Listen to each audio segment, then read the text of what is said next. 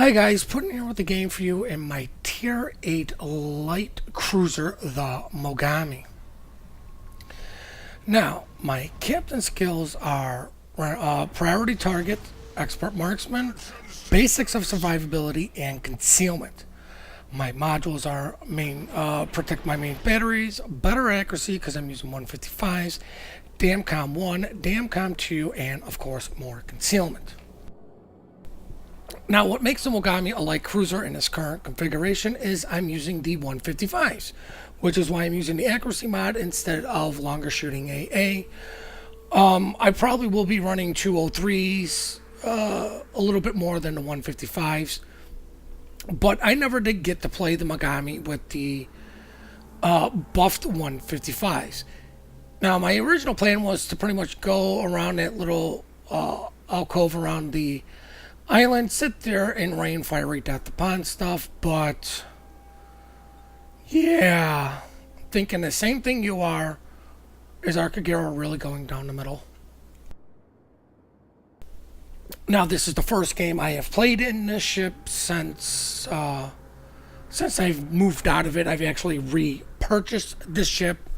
I only got to play the Mogami when it was in its nerfed configuration, i.e. the 155s turned extremely slow and advanced fire training did not affect the 155s. Because if you did not know, prior to the advanced fire training nerf, anything below 155 advanced fire training and basic fire training used to affect. They nerfed that, then they nerfed the guns on this ship, i.e. turret rotation.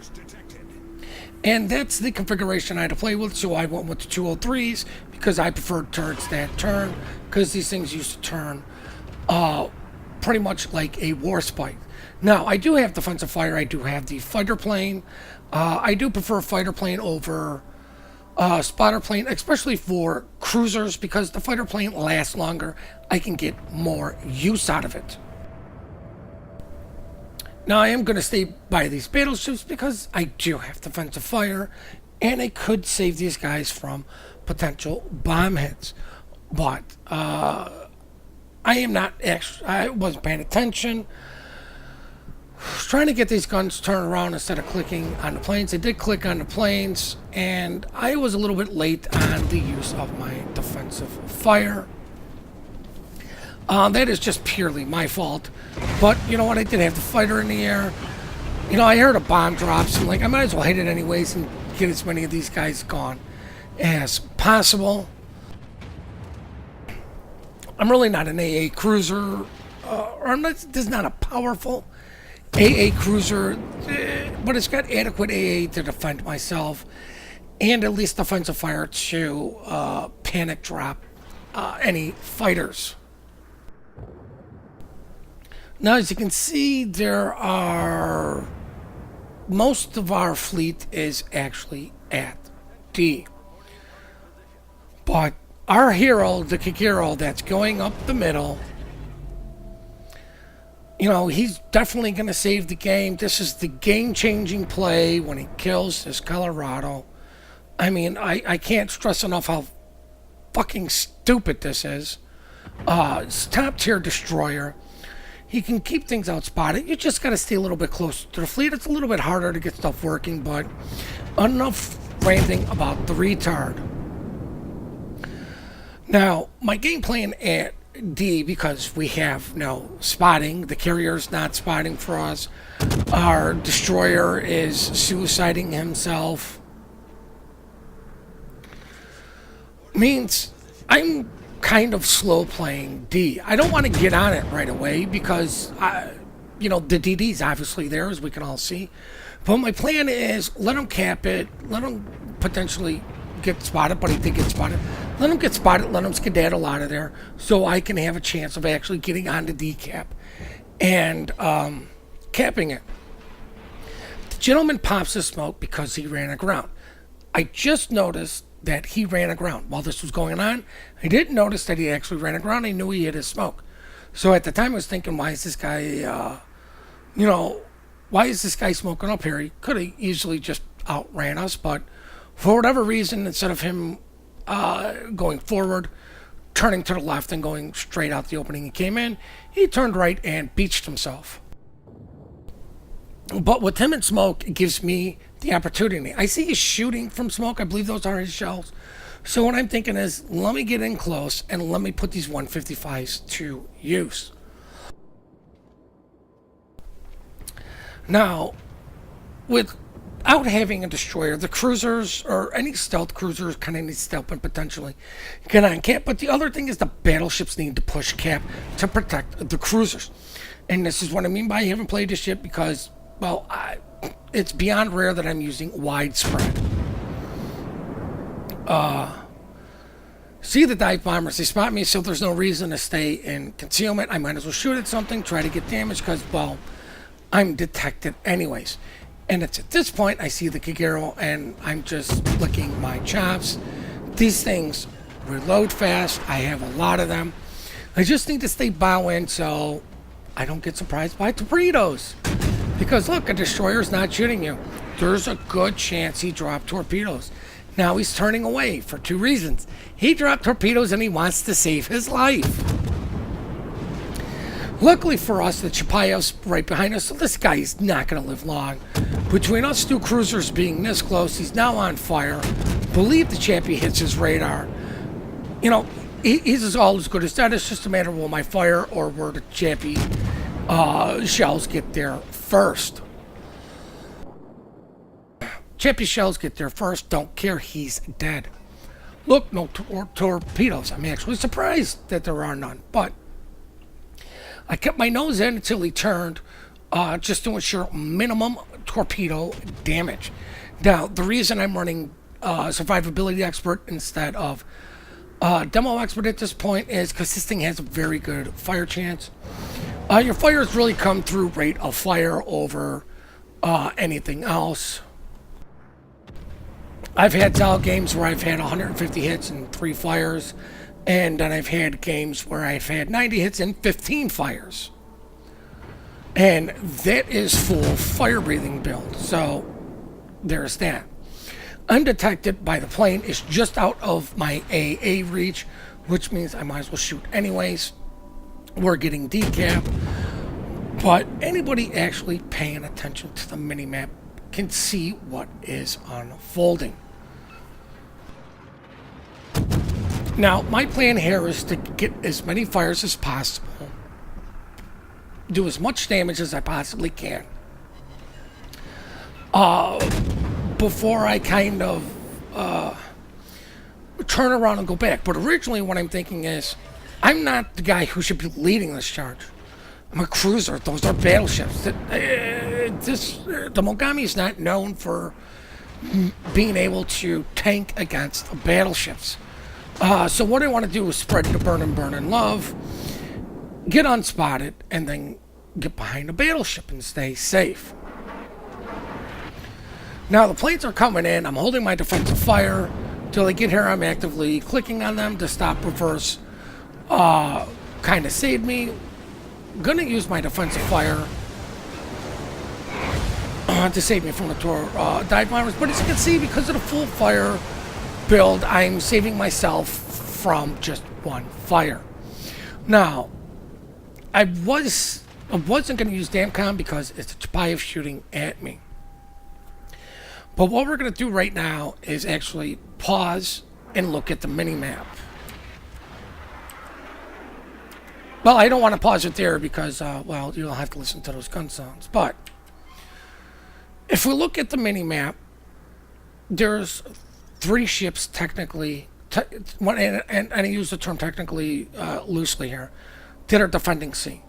It's York and Agonais, so it's a cruiser battleship, and the carrier. The carrier is what I'm saying technically, but he is sending his planes over there, but, you know, you're talking 2.5, 3 minutes before he can cycle through his damage again.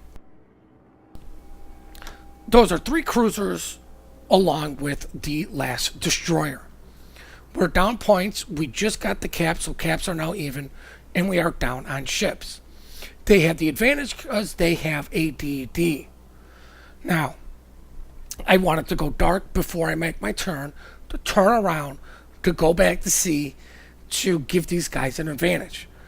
At this point, I'm thinking because of the retards on the 10 line, these should be safe for a while.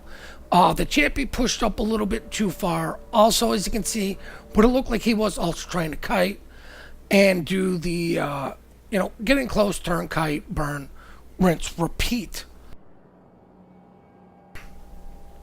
So, with the Chappie actually being up further, I feel safe leaving these battleships with the Chapayev to defend. And now back to the action. But like I said, need to go dark prior to making my turn. This ship is notorious for getting Citadel for showing its side. Unfortunately, I have a hard time doing it, but everybody else seems to be really able to do it to me. So, might as well go dark, use my concealment to my advantage. That is a strong suit of the Japanese cruisers, is they actually get fairly good armor for kiting, excellent concealment. Very few ships are going to surprise you. Even Karbrov is going to be surprised by you because your concealment is that darn good.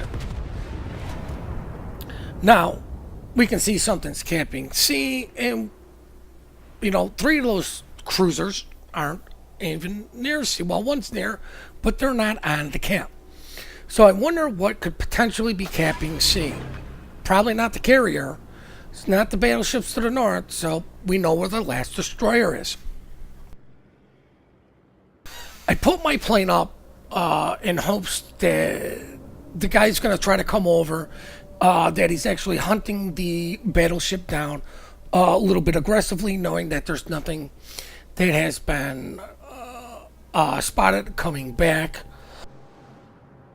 It's why it went dark. Get spotted by plane. I was holding my shots on the cruiser because why waste a salvo when the carrier can just get it? I could get a different target. But I was watching just in case the carrier did not get it. Now, see the destroyer. I'm turning my guns. I'm close enough to deal with him. But I'm going to push on to sea. Now, I'm thinking this guy's running up the channel. He's bailing on sea, which is why I was going to turn my guns onto the Hipper. But as you can see, we lost the Canais, we lost the York, but we managed to kill all 3 of their cruisers. Well, those gentlemen did. All I've done is sail back and catch the DD running aground trying to tort me. I don't know why this guy turned to tort me. I see a destroyer 4 kilometers, full broadside. Oh, look, torpedoes, surprised by no one. That's his first set. And I'm sure his second set is, and there's his second set. Killed the DD. Gonna recap C. Now, I have a choice. Go up the channel, help the team, go to A. Well, my thought process right now is the Chappie's, he's really low on health. This is why I installed this mod. Because I can see this. Now, at the time this game was playing, I did not have this mod installed. The Chappie's really low. I'm low. Our Dunkirk's low. The Queen Elizabeth's low. Colorado's full health. No surprise there. I feel bad for him. It's kind of a big map, and he is slow as crap. But so are the other battleships. I have no faith in those guys surviving. Maybe the Colorado, but the carrier can still just, say, oh, look, I don't like you having all your health. Let me deal with that real fast. The only guy I have faith in staying alive is the Chappie. And it's not going to take much to kill him. So, to give my team the best chance to win, I'm going to A. Going to camp A, come up from behind, and then surprise all of these guys. Now, these guys are fighting on 2 fronts as we trade ships. They have to deal with the main group there, then they have to deal with me. So it's, which way are you going to face your guns?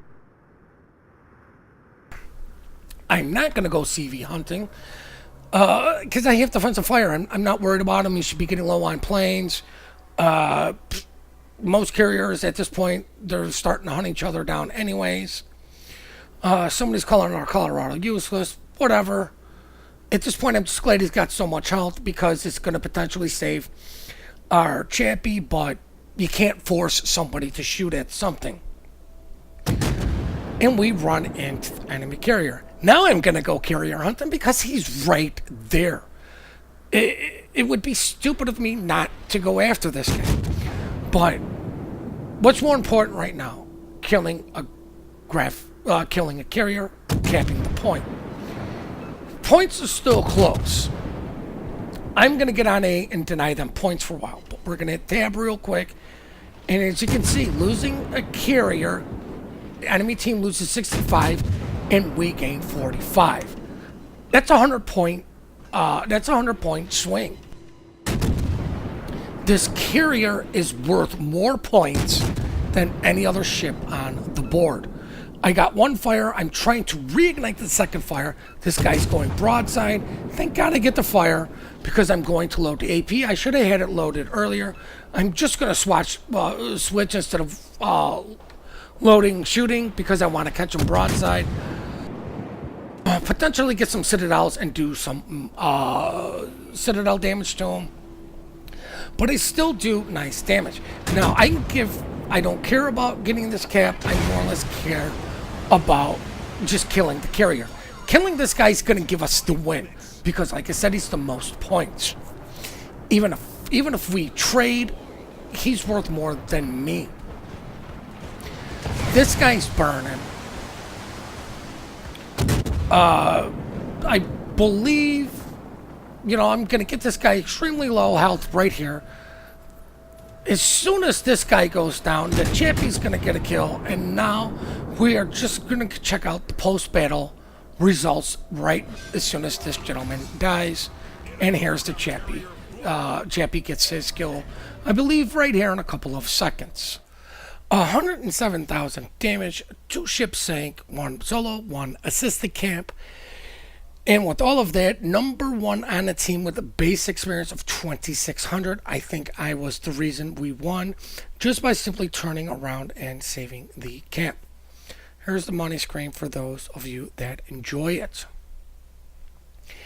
83,000 damage coming from main batteries, 76,000 coming from high explosives, and 6,000 from the AP I did use on the carrier. Secondaries got couple hit for 2,000 damage and 21,000 from the fires I did get. Potential damage of 1.3 million.